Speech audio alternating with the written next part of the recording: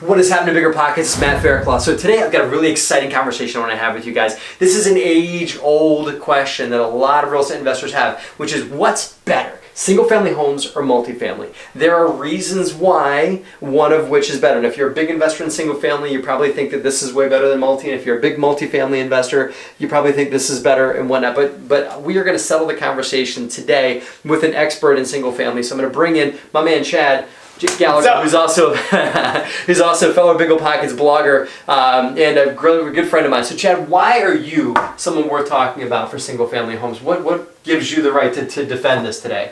Yeah, it's gonna be great. I feel like it's like a presidential debate or something. Right. You're definitely going down. No, I'm one of the co-owners of a company called DeRosa Group. We manage about 3,000 units at Slate House, about 100 employees. And what's cool is we manage both single-family and multi-unit buildings, and we actually even own both single-family and multi. So we've seen it from a private management perspective. We've also seen it from kind of an ownership of, ultimately the bottom line goes to you. And it's something that, frankly, we talk about all the time, and I think it's a really interesting conversation that probably isn't discussed enough. So let's hop in, man. So we've got the points of how we're going to evaluate each one, okay? And we're going to talk about how single families and multis perform on these evaluation points for an investment. So take it away, Chad. Bring us to the first one for single family. Cool. So I'm taking the single family stance here. So ease of scaling. I gotta be honest, not a great topic for me on the single family side. Yeah. So ease of scaling, I'll say this is actually pretty tough on the single family side. So once to each deal is independent, right? And to actually close each deal is oftentimes just as hard as closing a multifamily deal. Mm-hmm. So for this one, to be honest, I'm gonna say it's tough. Yeah. I don't have a great answer here. So you're going to give that away. You're going to concede that. I'm conceding the first point. I got some good ones coming. Don't you worry. Don't you worry. But here's what I'll say. Scale means different things, different people. So one of my best friends has acquired 12 single-family homes just outside Baltimore. And, that's $1.5 million in real estate. Sure. So he has a full-time job. His wife has a full-time job. And they've been able to pull this off over the last 3 years. So I think, when we talk about scale, it means different things to different people. I think you can totally buy single-family homes in scale. It's just, if you're looking to go to the $10 million range, right, the $20 million range, that's where I think it's tough. Mm-hmm. So I'm going to say here, tough for huge scale. Yeah. Okay. So I think that overall multi is easier to scale, but what I will say is multi is very tough to do the first deal. Especially when I say multi, I'm saying let's talk about 50, 60, 100 unit apartment complexes or something like that. Going to the first deal is the hardest to get in. Once you're into that realm of multifamily, then you can scale pretty quickly. But once you're past that hurdle, you would agree, right? Oh yeah. Once you're past the hurdle of the first deal, then it becomes much easier. Here, the first deal is actually not that hard. Simple. Yeah. Yeah. This is easy to get going. Low barrier to entry. This is high entry barrier.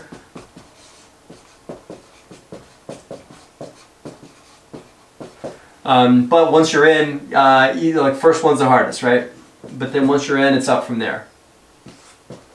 I like it. Yeah, there's no question that once you've done a couple multifamily deals, and I know you're working on some now, mm-hmm, you've already done, at least a handful. From here, it gets. Yeah. I mean, your next deal is. But I did not forget that you conceded, so I'm going to score one. Okay. Okay. You win that one. Right. I'm feeling good though. We got some good topics coming up here. But you gave that one in. So right. Okay. Utilities, but oh man, this is like a layup for the single family side. So I will say utilities are not talked about enough in investing. It's gotten to the point where it's one of the first things I look at when I look at a deal now, because it can get so complicated and be so important. On the single family side, it's really easy. The tenant pays the utilities. Mm-hmm. And occasionally you'll have a weird lease where the tenant was for some reason not paying for utilities. In that case, you guys set a reminder for yourself that your new lease has the tenant paying for utilities. Mm-hmm. By the way, mm-hmm, not a layup there, you gotta actually do that work. But once you get them on a new lease, tenant paying for utilities, this is a dream. Mm-hmm. Right? So to here, I mean, I'm just going to put the dream. Yep. Because it's yeah, dream, tenant pays. Yeah. I think that's a very good point, and I think that on the multifamily side, because people are probably watching this going, well, on multifamily with RUBS systems and with you can pass through the expense of heating, water, trash collection, those kinds of things. Yes, you can, but you have to implement systems to pass those things along to your tenants for water fees and everything like that as well. So although I agree that you can through systems pass utilities on to tenants, that is a thing you've got to do, and you've got to get tenants to agree to it. You've got to make sure that the overall charge to the tenants is competitive with the market. So I have to agree that I think on the single family side, it is much simpler, because just a single family home tenant is going to pay for everything, including their water, and in most areas, water is something that's it's hard to regulate that to tenants unless you do a RUB system or something that's cost to pass those things along. So I think that without, you need systems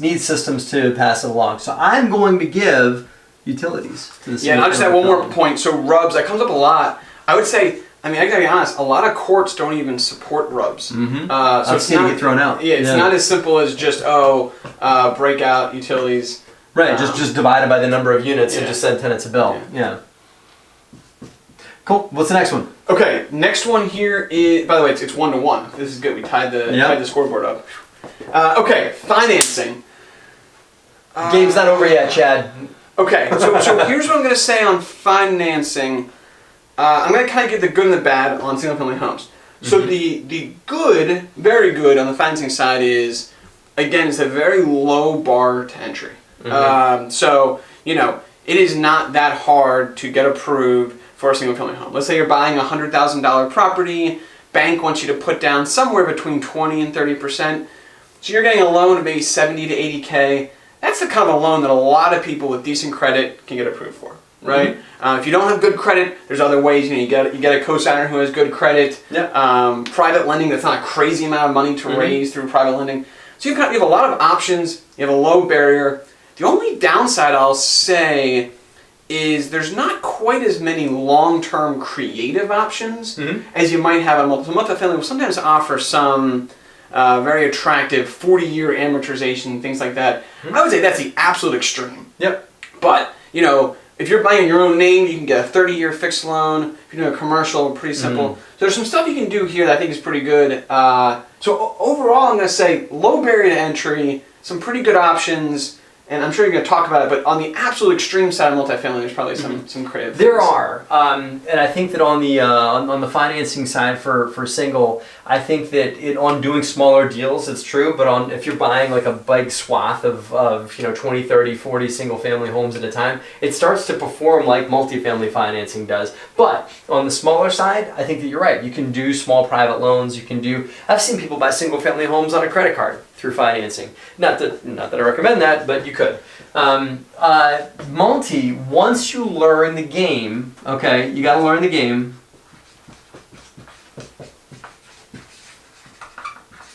For multi, once you've learned the game, it is an easy game to play for financing multifamily. But there is a barrier to learning this and learning how to raise money and learning how to assemble financing. And yes, there are 40-year, there's like 40-year amortization and stuff like that, all kinds of wacky mortgages you can get in multi, but those are kind of the outliers. More likely you're going to be more bread and butter, similar to what you get on over here, but the bigger part is where you come up with the equity, which you can come up with that easier on that side.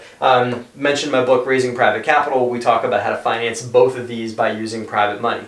Now, I am going to, once again, I'm a fair man, I'm going to have to give you a tab on financing. I didn't think you were going to do it. So I didn't think you were going to do it. Do not let it go to your head. Oh, man. The Chad is now up 2-1. All right. Go ahead. All right, feeling good. Yeah. Cool, man. That was a good win right there. We got a lot of game to play right. here. Keep going. Maintenance. Yeah. So, I think on the maintenance side, what I'll say about single family, and this is probably not heading in a good direction for me, is that each property has its own roof, has its own furnace, has its own walls, has some basic things, that has its own kitchen, that some of those things can be saved on the multifamily side. That's kind of the downside.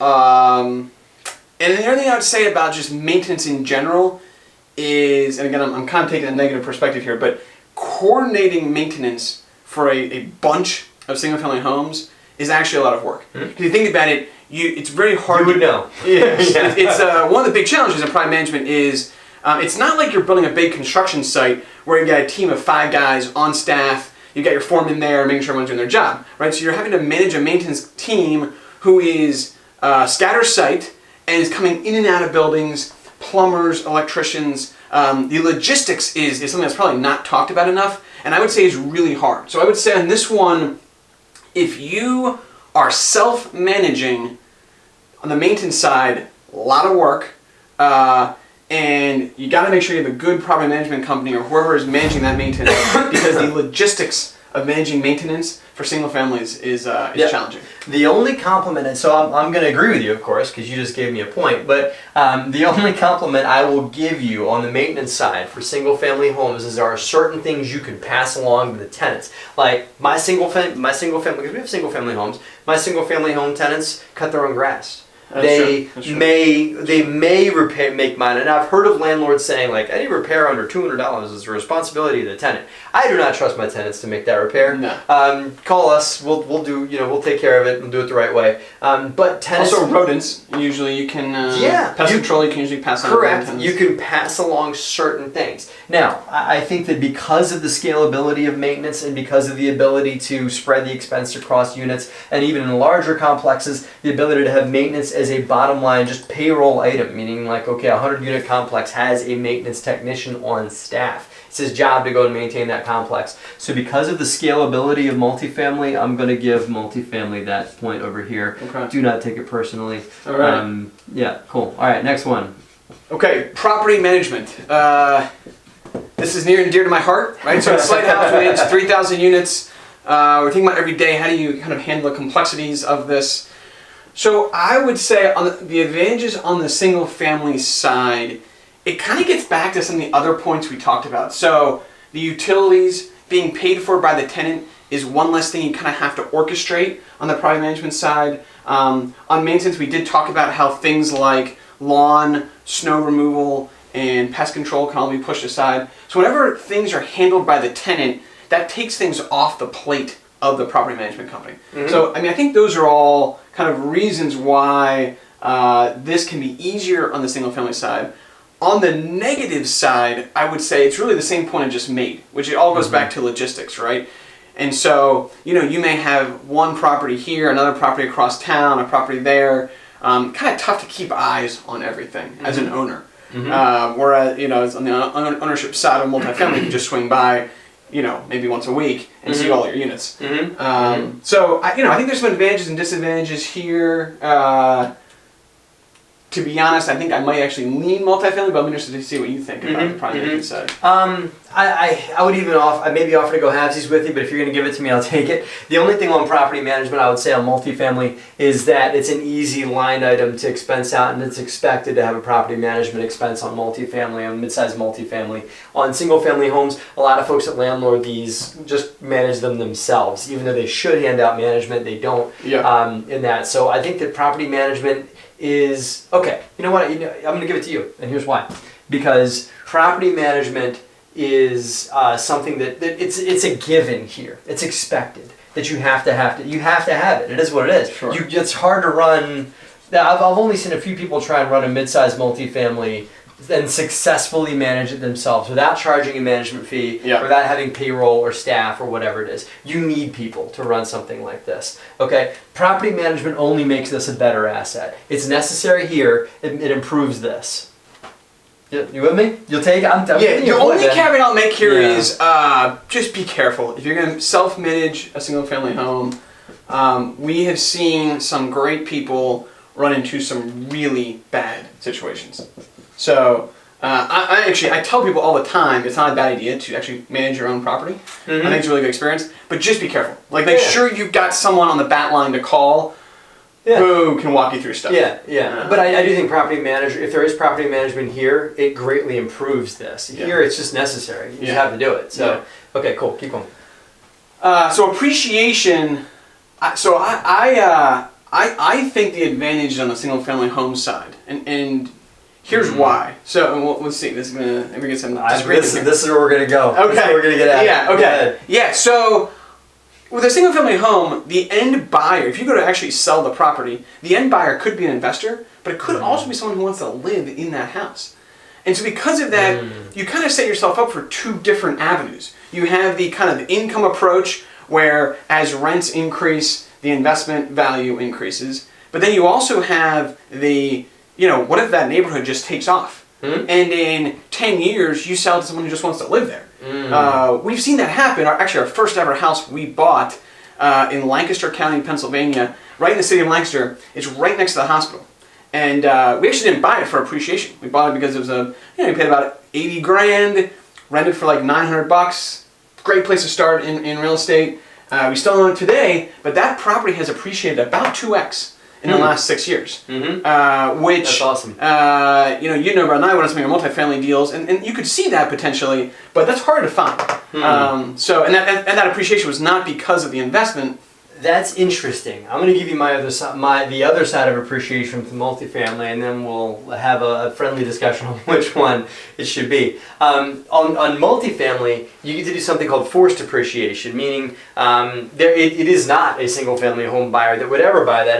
But buy the asset. It's only a real estate investor who buys. The market determines the value of the property based on cap rate. A cap rate is a evaluation of the property's value given what its financial performance is. Just in a nutshell, right? So if I can make the property perform better financially by raising rents, reducing expenses, changing the net operating income on the property, I there in effect increase the value. So I, as the owner, control my destiny with regards to the value of my property. I'm not subject to the tide raising in the area that I'm in, but so that's forced appreciation is absolutely why I think multi is better on appreciation. But what I don't think is going to happen is you're not going to 2x unless something enormous happens right outside your multifamily property. But you'd still have to be able to show that either your rents doubled and expenses got cut in half to show that huge increase in property value, or your market becomes evaluated under a different cap rate, meaning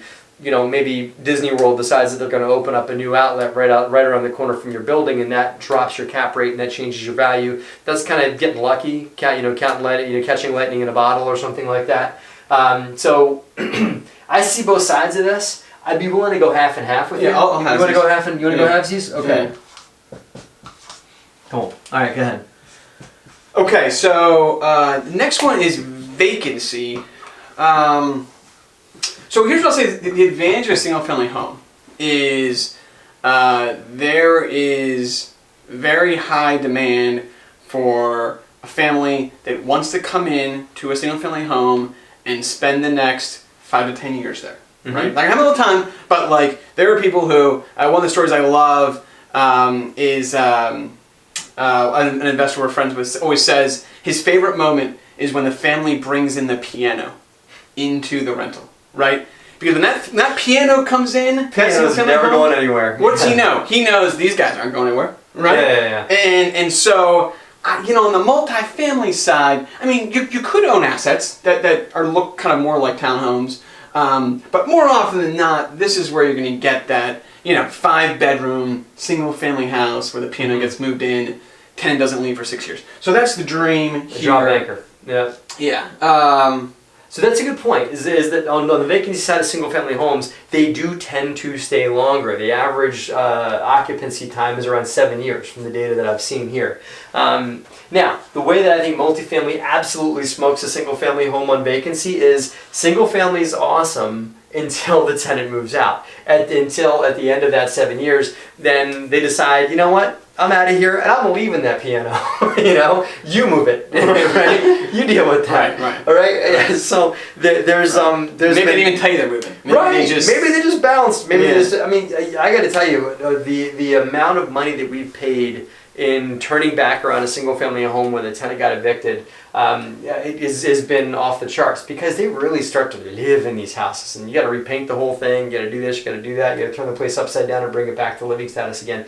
And while a single-family home is vacant, you make no money at all. What's great about multi is vacancy is in the factor. You're going to factor in vacancy. You're going to assume that 2 to 3 to 4 units out of your 80-unit complex or your 20-unit complex, whatever, are going to go vacant. So you can bake that in. For a single-family home, it's very hard to consider vacancy in your underwriting. It's either vacant and you're making nothing, or it's not. Sink or swim. Yeah, right. You can't apply like, oh, it's 5% vacancy rate. Forget it. No, you probably should factor 2 months vacancy just in case. So I think multi beats on this side. Yes, you have longer occupancy, but we had one tenant stay in one of our multis for 20 years.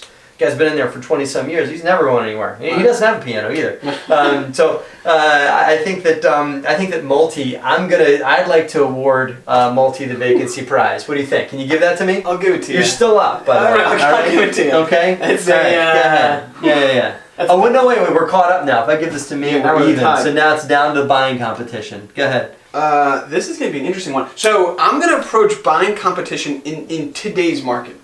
So what's the date today? September 4th? Yes. 2018, right? So, when my daughter Isabel is watching this, in 20 years and figuring out what to buy, no, this comment was made September 4th, 2018. Yeah, right? I think there's some... As of today. Buying competition changes, right? I think dramatically with the times. So from a single-family home perspective, okay, so here's what I'll say. The advantage is there's just more of them. Mm-hmm. Right, there's just a lot of these out there, and so if you're looking to just get into real estate, you can do some kind of like heavy lifting of just knocking on doors, driving for dollars, and you can find a deal. Even in today's market's tough, right? There's no question that right now it's probably the most competitive market I've seen since I've been doing real estate for really anything, for single-family homes or for multi. Well, but the one thing I'll say about single-family, because there's just more of them. It's almost like you can get lucky easier. Yeah. Right? Like you can drive for dollars. You can find get your toe in easy. Right. You can find that guy who's just owned it for a while and whatever. A lot of deals out there. Right. A lot of deals. You might have to look at a lot of deals, but if you look at 50 deals, 20 deals, whatever, you'll find a good opportunity on the single family home. The downside I'll say here right now is because the buying market is so high right now for residential homes, it is increasing the market of all properties. So that property that you could have got 3 years ago for $80K, it's now going $100, $110K. Not because the investor wants to pay that, because that residential home buyer is willing to pay it because the market's just so much stronger right now. So on the multi side, I'm not sure how I want to award this yet, and it's not just because we're down to the wire. It's on the multifamily side. You would think that because of the sophistication for a multifamily deal, that the buying competition is thinner, and in some ways it is. But there are plenty of folks that took some run to the back of the room seminar on buying multifamily because they think that that's how they're going to, that this is going to be what I'm going to do, and this is the flavor of the week for themselves, and they paid $5,000 to whoever it was to go to this weekend boot camp on buying multifamily, and so now they're out bidding on multifamily deals that they're seeing on the market, right? So we've got a lot of untrained money that's running around in the competition side on here. On the multifamily side that we're seeing, just folks that are just running around, that are shooting the lights out, and that now they might not be able to close, but they are pulling up prices and they are getting attention from sellers and from brokers and everything like that. So I think that if interest rates rise a little bit, or if multifamily gets a little stagnant, then it'll shake off some of that untrained, call it stupid money that's out there just running around shaking the trees. That's making a mess in the multifamily world right now. So I think that is a temporary thing. But for now, it is challenging to find deals in multifamily because there's a lot of people in the space because it's hot and sexy. So I'm going to split it with you. You split it? Okay, cool. But the caveat I want to make is I think this is a for now comment, right? So I think it's just the market for now. I think what we're in. And I think that unfortunately, when you go to buy something, it is. For something that's like looking up the market conditions, you got to take a look at the market and what it is right now. I'll give you a crazy answer. We think right now the market's so hot for residential, we're actually looking at offices. We're actually buying our first ever major $2 million office building here on Friday. And I do not think we would have done that 5 years ago. Yeah, right. Maybe we should have, but seeing other things. Right. I don't think we would have bought that 5 years ago. but we're not seeing the office market be quite as hot, as competitive. And again, this is true for this whole thing, but observe the masses and do the opposite, as they say, right? So that's where we are. So here's the deal, guys. I've known this, that there is no one better than another, and a lot of people want to debate which one's better than another, but if you look, the scores kind of add up the same, and I think we were legit with the way that we scored this. The thing is that it's about which one of these meets your goals, the resources that you have to put in, and I recommend to myself that for those of you guys that are just getting started and maybe haven't done or looking to do your first deal or looking to do your second or third deal, that you start here and grow here. But retain, we have both of these assets in our portfolio, and I don't know that many people that only do one or the other. I think that this could maybe be a stepping stone to this, but you might find that you love this, and you love the ease of this, and how it's not that complicated, and it's pretty easy. There's a lot of steady Eddie money over here, and there's maybe slightly less competition, but there's just benefits, pluses and minuses to both of these. So I'd like for you guys to take a minute and leave a comment in the comment bar. If you've watched it this far, leave a comment down on why you think multi or single is a better investment. Leave some comments. We'll get some banter going on here. I'll make sure Chad jumps in and gets into the conversation too. And that's what I've got for you guys. Thank you so much for watching, and have a great and profitable week. Same BP.